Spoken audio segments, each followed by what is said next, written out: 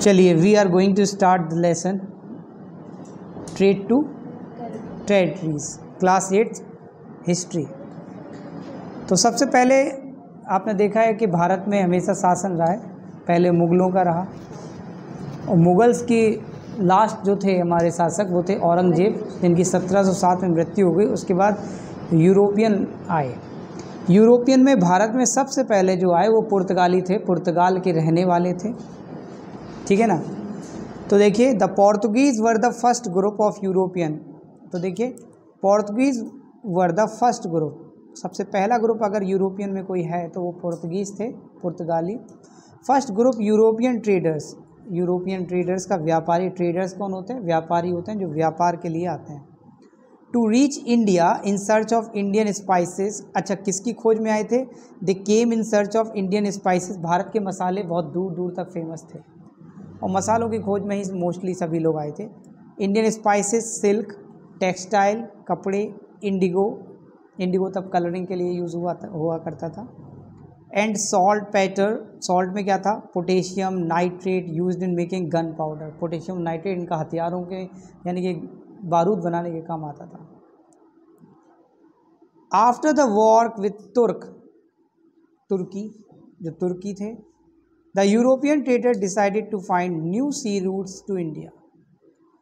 देखिए, जब क्या है, अगर हम मैप थोड़ा सा देखने को कहीं मिले, मैप अगर हम दिखाने का प्रयास करें, इसमें तो नहीं है,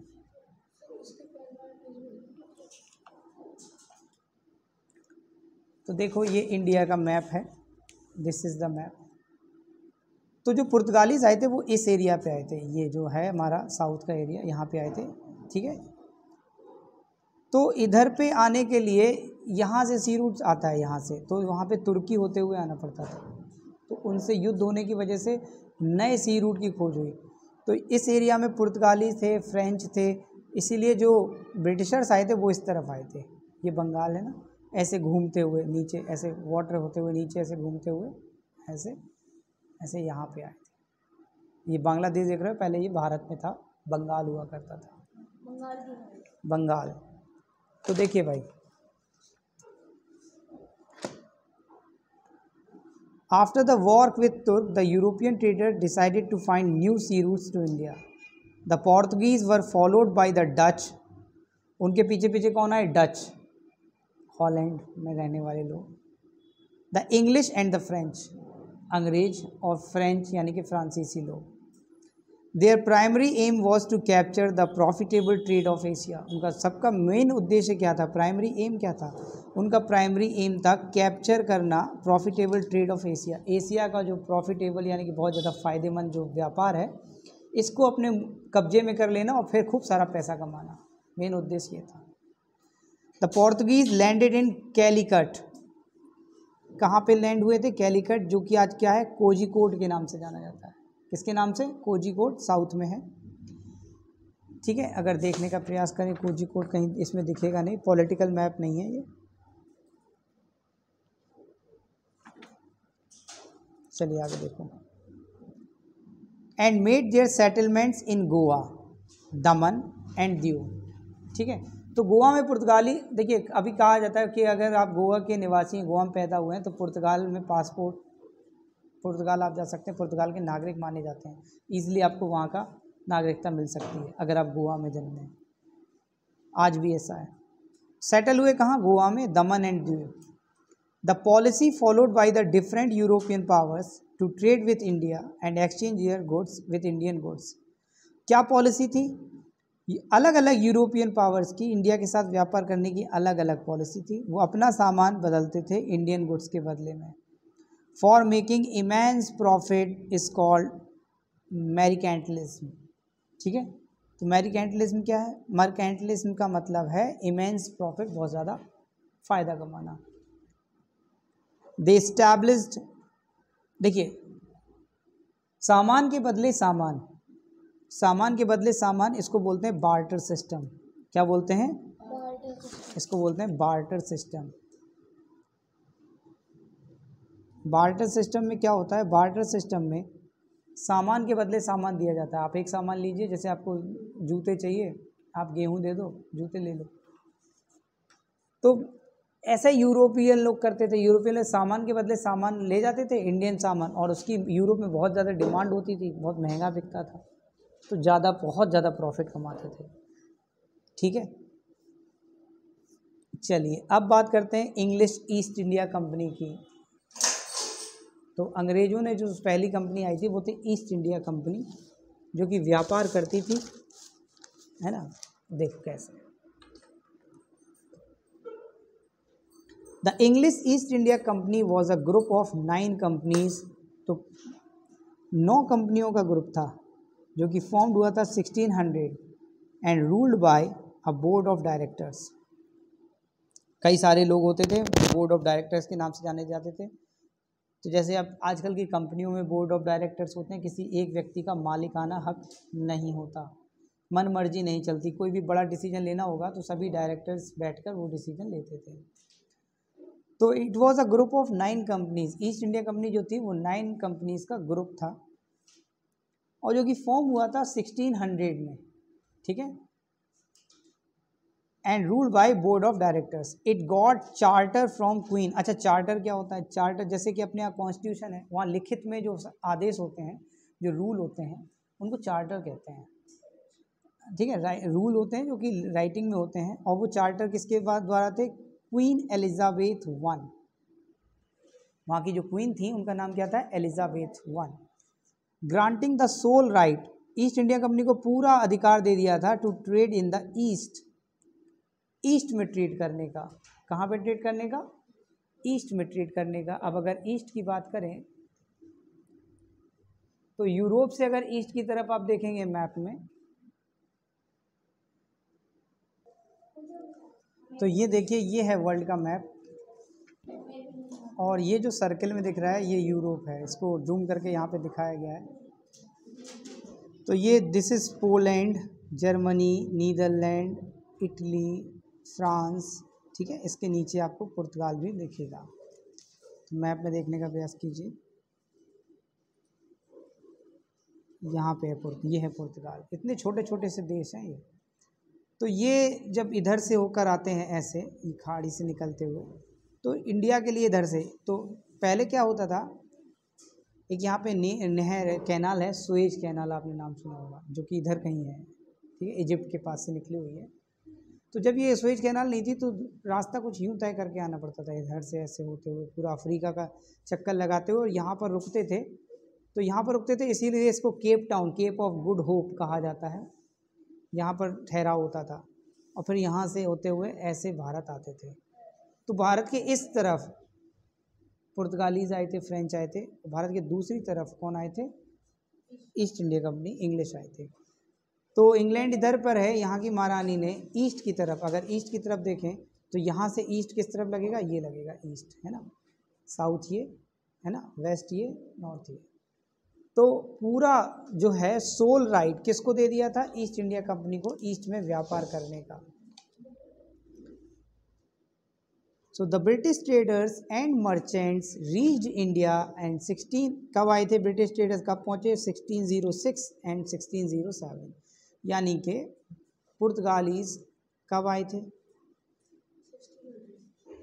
तो उसके बाद में। अभी देखो, तो 1600 में ये कंपनी फॉर्म हुई थी, और 1606 में ईस्ट इंडिया कंपनी कहाँ पर आ गई? इंडिया में आ गई। Whereas Captain William Hawkins was the leader of the first group of EEIC, East India Company, European East India Company. तो who was the first leader? William Hawkins was the first leader. ठीक है। British envoy Sir Thomas Roe got the permission from the Mughal Emperor. तो भाई सबसे पहले इन्होंने permission ली, किसने? Thomas Roe ने। Take the permission from the Mughal Emperor Jahangir to establish their first factory at सूरत। अपनी फैक्ट्री कहाँ पे उन्होंने इस्टेब्लिश की? सबसे पहले सूरत। Later on they established factories and settlements at Masulipatnam, that is Machilipatnam now, अब पटना, ढाका, ढाका जो कि अब कहाँ है? बांग्लादेश में। मद्रास, जो कि अब चेन्नई है, Bombay, which is now is Mumbai, Kalikata, which is now Kolkata, Sutnauti and Govindpur. In 1691, the English got a शाही फरमान. 1691 कब आए थे? 1606 में. अब देखिए कब, 1691, यानी कि लगभग 85 ईयर्स. आफ्टर 85 या तो 85 ईयर्स से यहाँ पे काम करते रहे. The English got a shahi फरमान. शाही फरमान क्या होता है?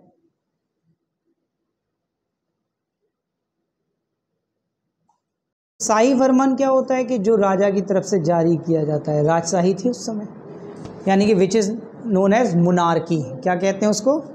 मुनार्की कहते हैं. The English got a shahi farman from the Mughal emperor Aurangzeb which exempted means होता है बाहर निकालना, किसी चीज़ को किसी ऑर्डर से बाहर करना. Exempted the British company from paying custom duties. अच्छा, तो ब्रिटिश कंपनी को कस्टम ड्यूटी पे करने से बाहर कर दिया कि आपको कस्टम ड्यूटी पे नहीं करनी पड़ेगी बंगाल में. The Farman granted by the Mughal emperor Farrukhsiyar in 1717 extended the privilege to the British in Gujarat and Deccan.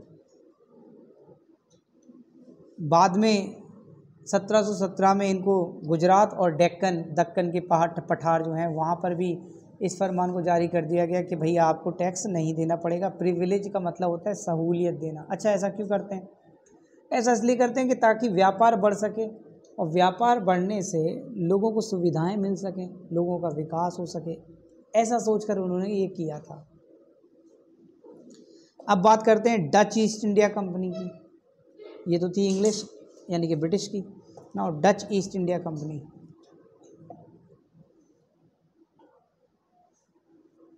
The Dutch reached India in 1595 before English east India company, and the first Dutch east India company was established in 1602. The Dutch started controlling the spice trade in Indonesia. They built their factories at Masulipatam, Pulicat, Calicut and Surat. इन्होंने भी अपनी factory वहाँ पर लगाई. इसके बाद आता है फ्रेंच ईस्ट इंडिया कंपनी. सब यूरोपियन है, यूरोपियन पावर है. फिर से एक बार मैप देखो तो जूम जो किया है, देखो ये फ्रेंच है, यानी कि फ्रांस में रहने वाले लोग क्या कहलाते हैं? फ्रेंच. इसी के ऊपर बेल्जियम, उसके ऊपर नीदरलैंड में रहने वाले लोग क्या कहलाते हैं? डच. नीदरलैंड जिसको हॉलैंड के नाम से भी जानते हैं.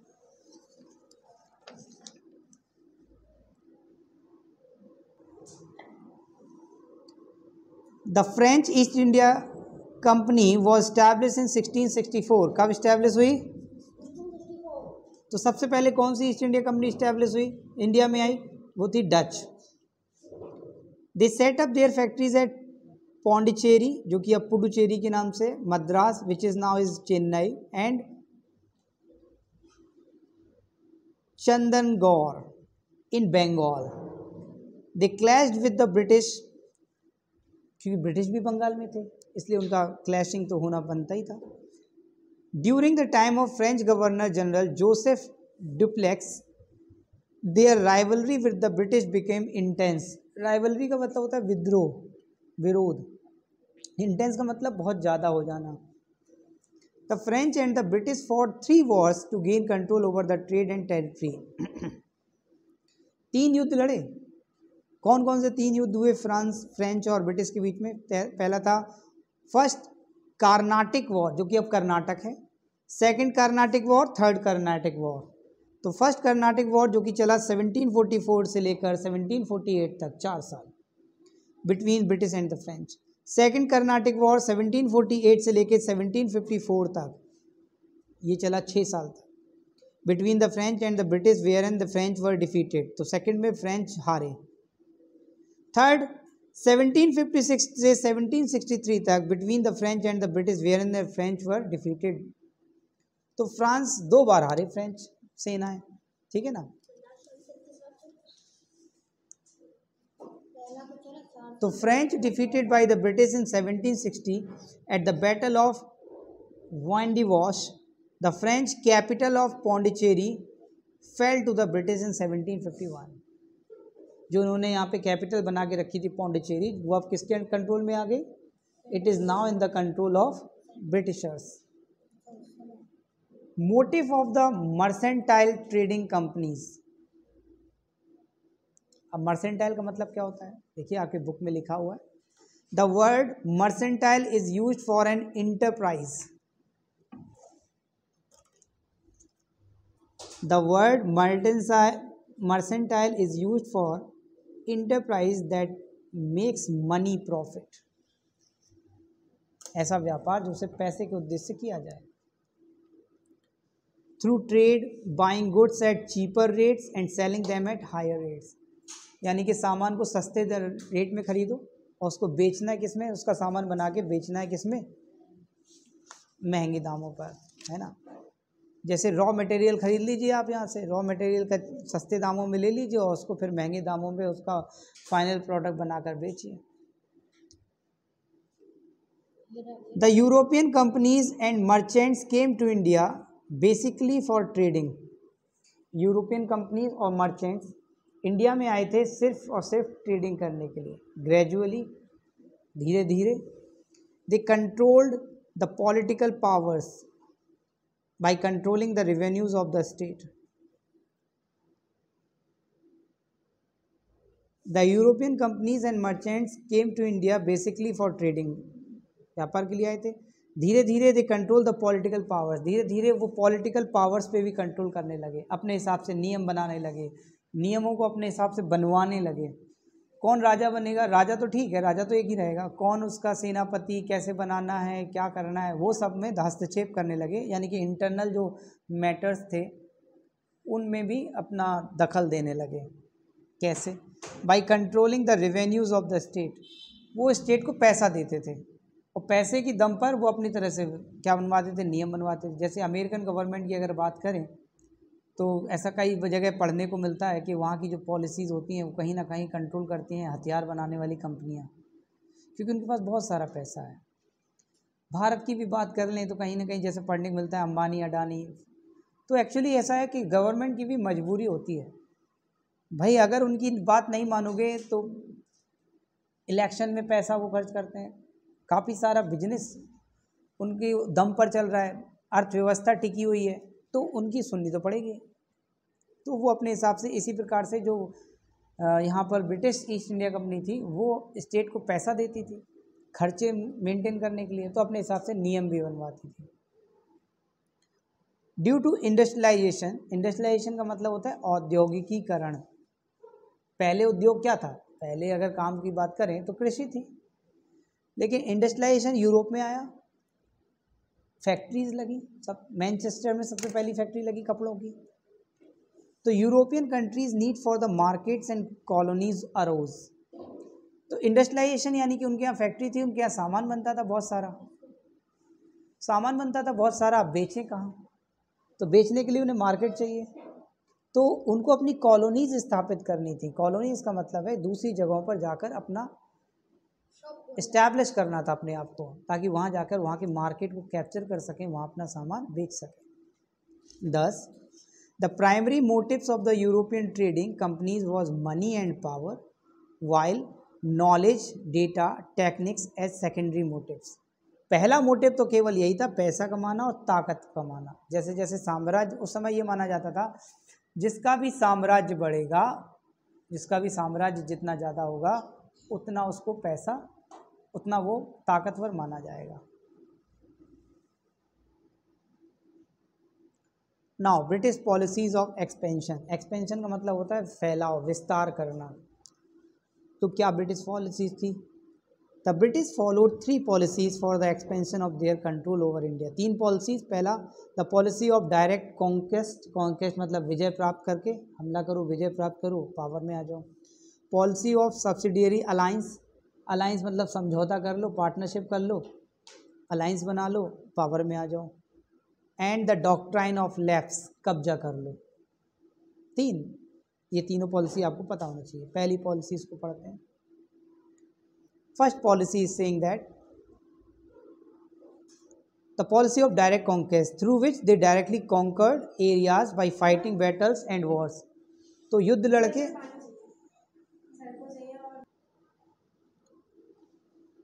तो युद्ध लड़ो, युद्ध में हराओ और कब्जा कर लो।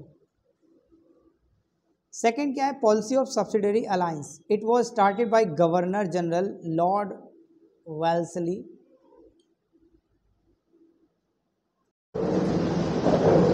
सेकंड, इट वाज स्टार्टेड, हाँ, पॉलिसी ऑफ अलायंस बनाने की पॉलिसी जो स्टार्ट की गई थी governor general lord Wellesley. Under this method any Indian state could use British army, British army का यूज़ कर सकता है कोई भी Indian state for their protection, protection के लिए आर्मी मांग लो। एंड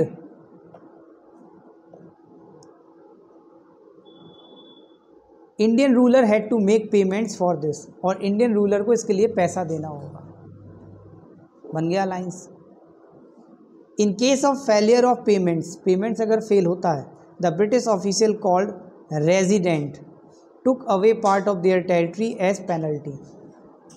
तो क्या करते थे, सब्सिडरी अलायंस कैसे बनाते थे कि ब्रिटिशर्स जाके कहते थे स्टेट से कि हम आपको आर्मी देंगे, हमारी आर्मी उन्नत किस्म की आर्मी, उन्नत मतलब होता है प्रोफेशनल्स हैं, वी हैव आर्म्स, अच्छे हथियार हैं हमारे पास, हम आपको प्रोटेक्शन देते हैं, आप सिर्फ पैसा पे करो। और अगर आप पैसा नहीं दे पा रहे हो, पैसे में क्या था, जो हमारी सेना उसका खर्चा पे करो, खाने पीने का दो, हथियारों का खर्चा दो। और अगर कोई स्टेट नहीं दे पाता था पैसे, तो फिर आपको पेनल्टी के रूप में आपको ज़मीन का कुछ हिस्सा देना होगा। ज़मीन, तो ज़मीन ऐसे मिलती रहेगी तो उन्हें एक स्थायी जगह मिल जाएगी, वो उनकी हो जाएगी। तो वहाँ पे ऐसी जगह मिल जाएगी जहाँ पे वो अपनी आर्मी को उतार सकते हैं, रह सकते हैं। यहीं से बस गड़बड़ शुरू हुई है, देखते जाओ आगे। The resident was creating hindrance in the court decisions of the rulers. तो जो रेजिडेंट है was creating hindrance, hindrance means होता है रुकावट। अब आगे देखो, the doctrine of lapse. It was initiated by governor general Lord Dalhousie. तो डॉक्ट्राइन ऑफ लैप्स किसने शुरू की थी, गवर्नर जनरल डलहौजी ने। और अलायंस वाला काम किसने शुरू किया था, लॉर्ड वेलेस्ली ने, याद रखना ये बात। लॉर्ड डलहौजी 1848 से 1856। The doctrine declared that if an Indian ruler died without a male heir, यही हुआ था झांसी में। डॉक्ट्राइन ऑफ लैप्स का मतलब है कि अगर कोई राजा मर गया और उसके पास कोई उत्तराधिकारी नहीं है, पुत्र नहीं है, तो लैप्स कर जाएगा, उसका किंगडम खत्म हो जाएगा और अंग्रेजों के किस में चले जाए, became part of company territory, वो कंपनी का हिस्सा हो जाएगा। ठीक है ना।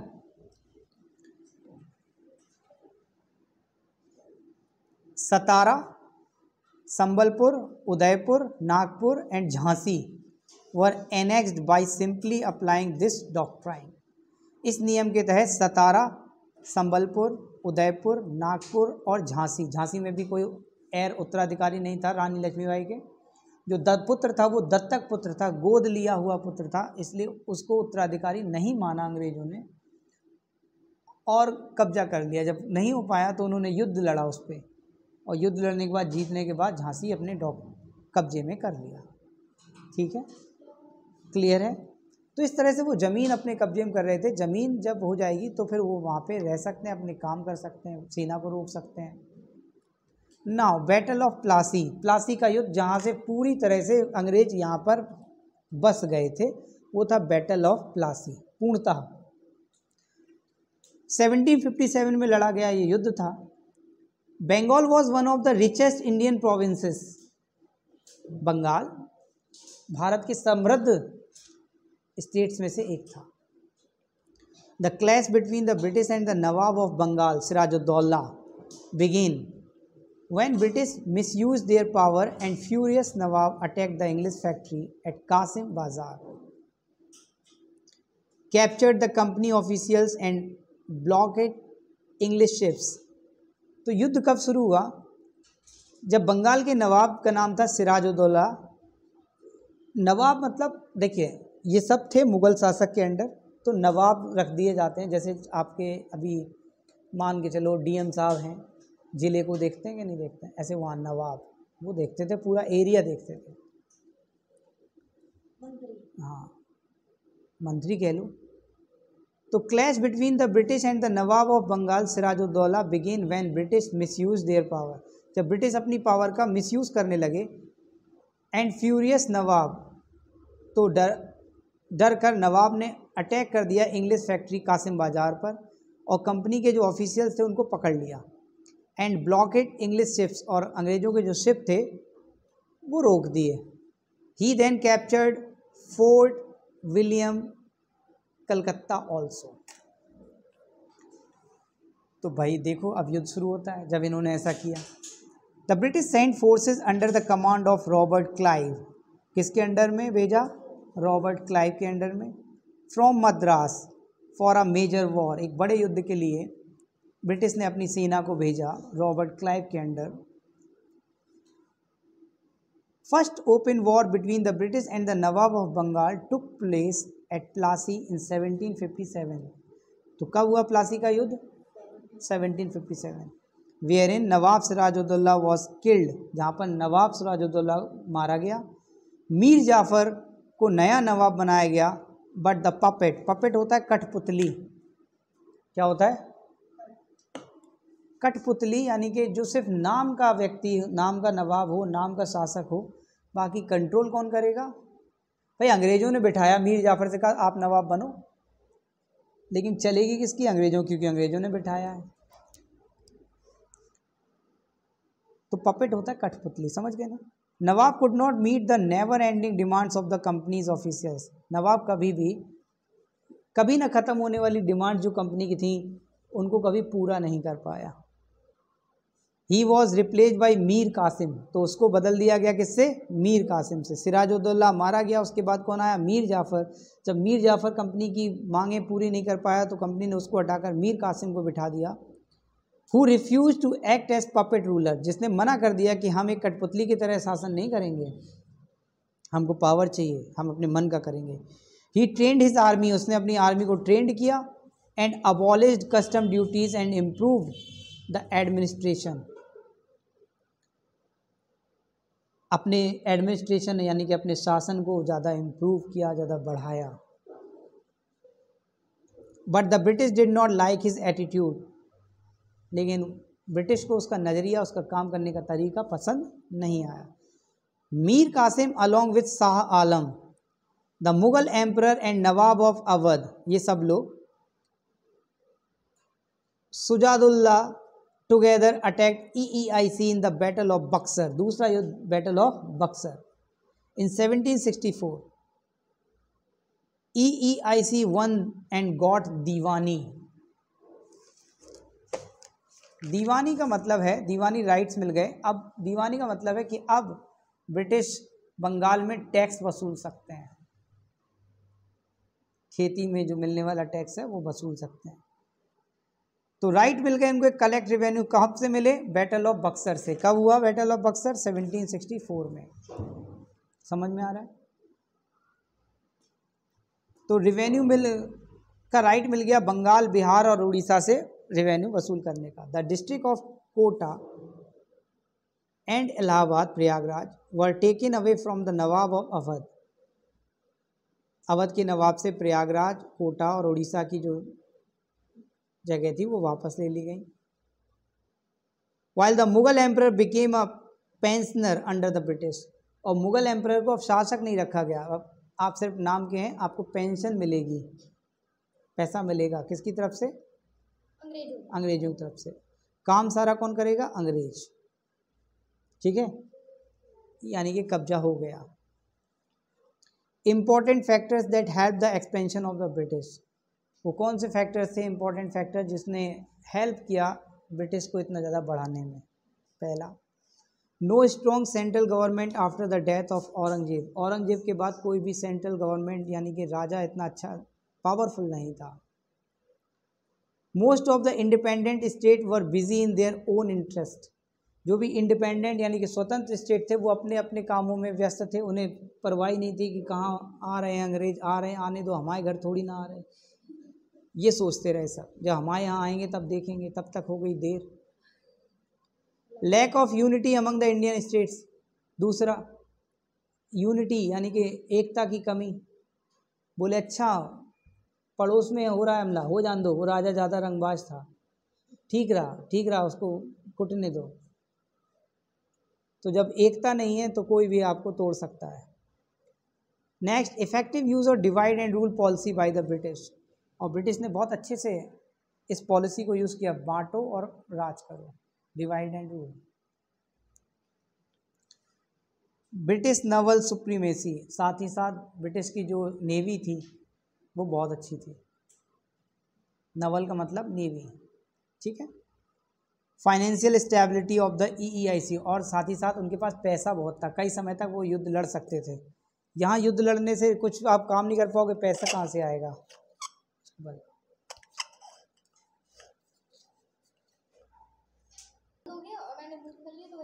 अब देखो, wars with Hyder Ali and Tipu Sultan. Hyder Ali के बेटे थे टीपू सुल्तान।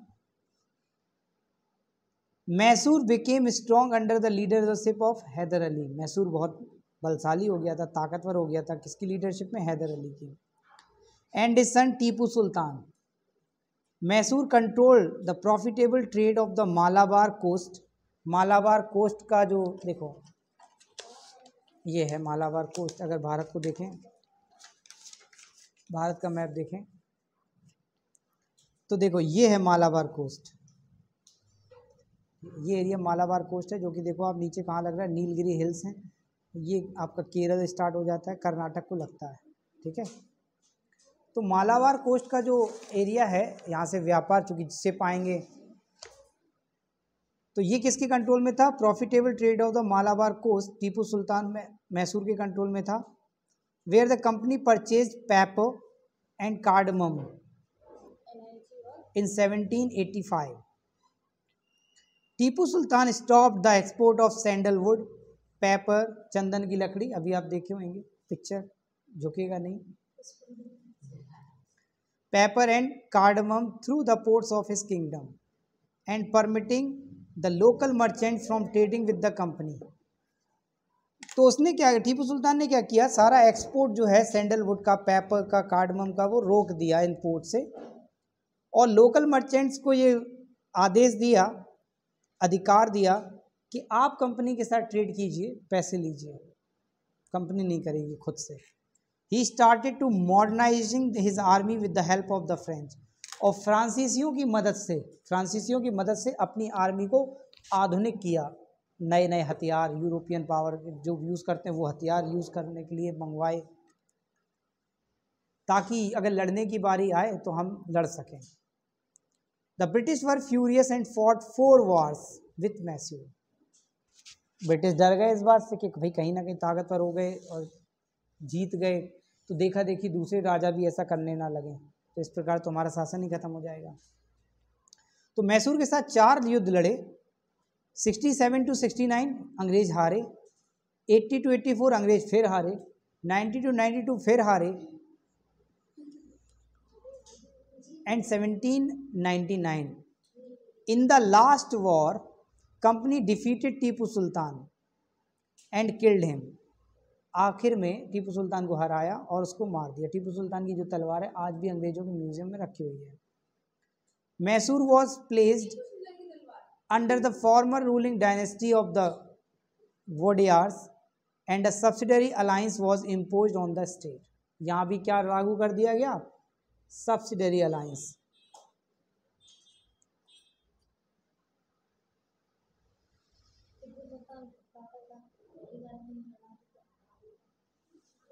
Wars with Maratha. With the defeat in the Third Battle of Panipat in 1761, the Marathas' dream of ruling from Delhi was shattered and they were divided into many states under different chiefs. Chief माने सरदार। तो जब ये तीसरा युद्ध हारे पानीपत का 1761 में, किससे हारे, मुगल से। तो मराठा का जो ड्रीम था कि हम रूल दिल्ली में शासन करेंगे, वो अब शैटर्ड यानी कि ख़त्म हो गया। And they were divided into many states, कई स्टेट में बट गए, और उस स्टेट के चीफ भी सरदार कहे जाते थे। Belonging to different dynasties like Holkar dynasty, Gaikwad, Bhosale etcetera. All the chiefs were held together in an alliance under a Peshwa principal minister. तो सभी के सभी चीफ साथ में अलायंस बना के रहते थे, और किसके अंडर एक पेशवा के अंडर। पेशवा कौन? प्रिंसिपल मिनिस्टर, आदर्श जो मंत्री माना जाए। Who was based at Pune. Mahadji Shinde and also spelled as Mahadji Scindia and Nana Phadnavis were two famous Maratha statesman. ठीक है, ये दो फेमस स्टेट्समैन व्यक्ति थे, कहाँ के? मराठा के। Due to the political disunity among the Marathas, British could defeat all the Maratha chiefs in a series of wars.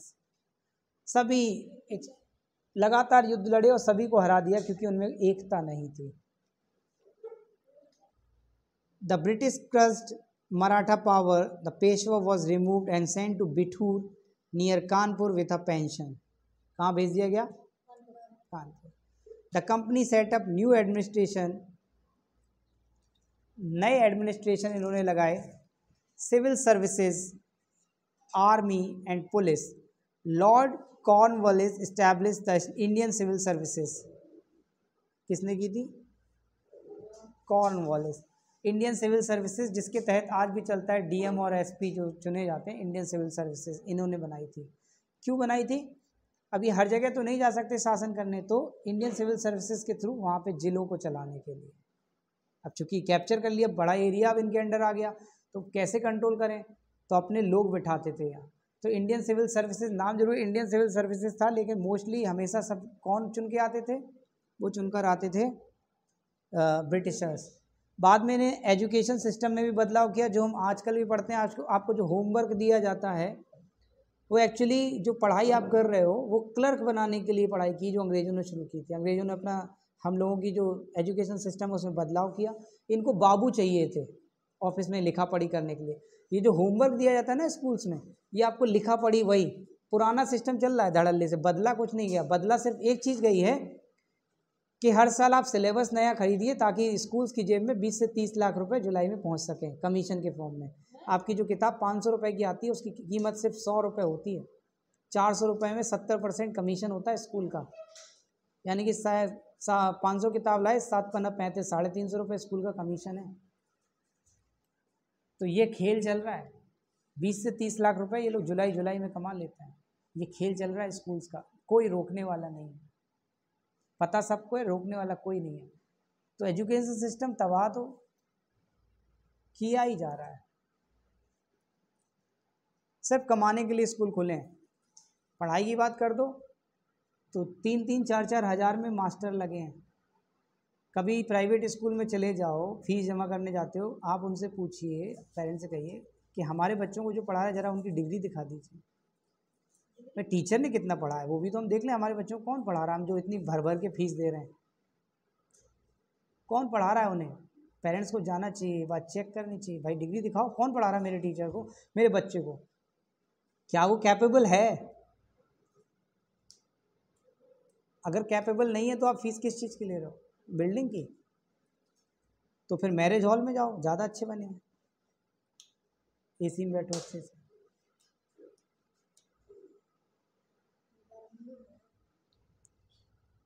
BEd नहीं किए हैं, ग्रेजुएट नहीं है, ग्रेजुएशन हो रही है किराए के कॉलेज से और पढ़ा रहे हैं। The army of the company was revived and no Indian soldiers could rise above the rank of सूबेदार। कोई भी इंडियन सोल्जर सूबेदार की रैंक से ऊपर नहीं पहुंचता था। जो टॉप मोस्ट मेजर, कर्नल, ये सब कौन होते थे? ब्रिटिशर्स होते थे। Each district was divided into a number of थानास, each under a daroga. DSP was the head of the police organization in a district. A number of courts and high courts at Calcutta, Bombay, Madras were set up. ये सब system वही लगा के गए हैं, कौन? अंग्रेज। So that they can rule easily. Indian panel code was established, IPC जिसके तहत बोलते हैं, सजा देनी है तो आईपीसी के कोड ऑफ कंडक्ट रहते हैं। Rule of law, law of equality was introduce. ये सब किसने बनाया? अंग्रेजों ने इंट्रोड्यूस किया। बात समझ में आ गई? So this was your